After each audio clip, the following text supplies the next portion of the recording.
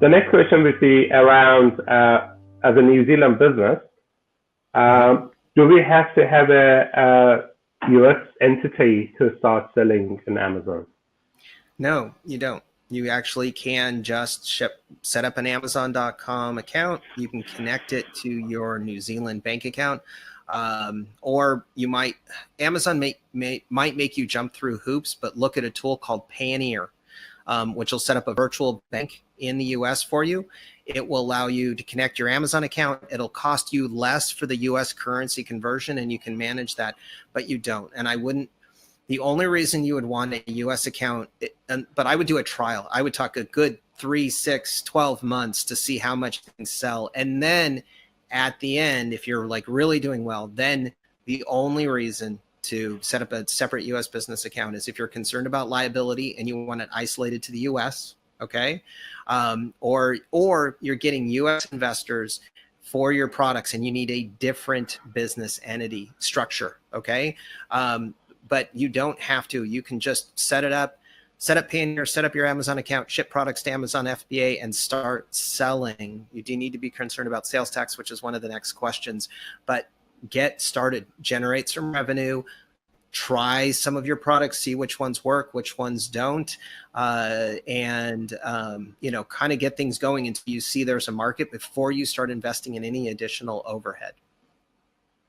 Cool. So as you mentioned, the next question is going to be sales tax.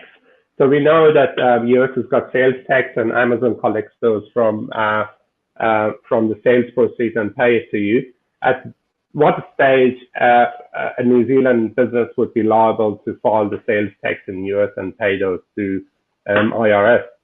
Yeah. So actually, each per state, sales tax are actually all state-based. So if you're a New Zealand business, it's the same as any US business, that if you store a product in the US, which if you use Amazon FBA fulfilled by Amazon, even if you ship 1,000 units to 3 warehouses, Amazon's going to move those out to up to 28 states. Now, there are about 10 of those states now that Amazon is collecting the sales tax for, so that Amazon collects the money and gives it directly to the state, and that less sellers, if you're Amazon only, you don't need to be concerned about.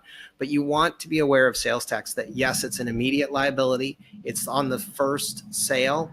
What I would recommend is wait about 3 months. Yes, I know it's the first sale, and see how your sales are going or where the liability is. Unless you're seriously committed to the US, then you Texas to cover the biggest populations. Those are the 3 biggest states, and that'll cover about 25-30% of the US just with those 3 states. And then monitor your own sales, and either every month or every quarter add some additional sales tax.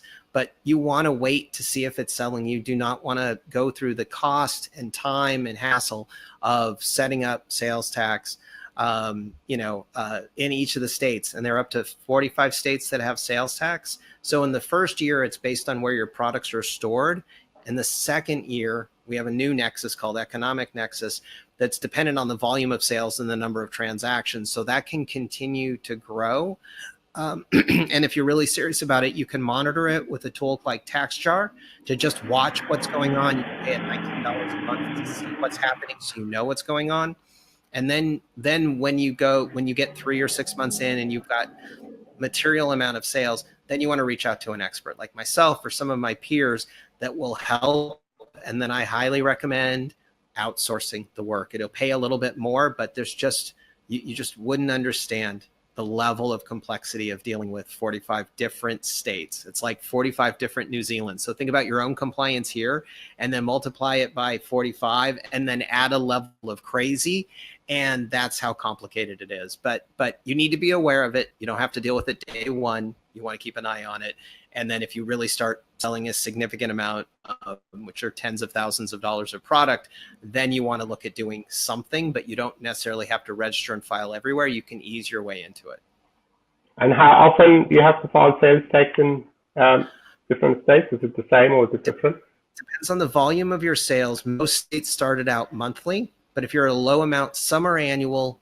But if you're doing any sort of volume, you would either file monthly or quarterly. So some states started out monthly, some started out quarterly. It's kind of all over the map. So it's going to be both. But tools like TaxJar can do it will automate the process, but there's just so much more than what those tools do. So you can't just set it and forget it and go, wow, that was easy, because it wasn't. It isn't. Cool. Yeah. And then on sales tax, keep in mind, you can't collect sales tax in the US or online, even though you can check all the boxes, until you're registered. You actually have to have a registration from the state with a number on it before you check the box to collect sales tax. Okay. So that's the big no-no. And then you can't collect sales tax and not give it to the states. So just keep that in mind.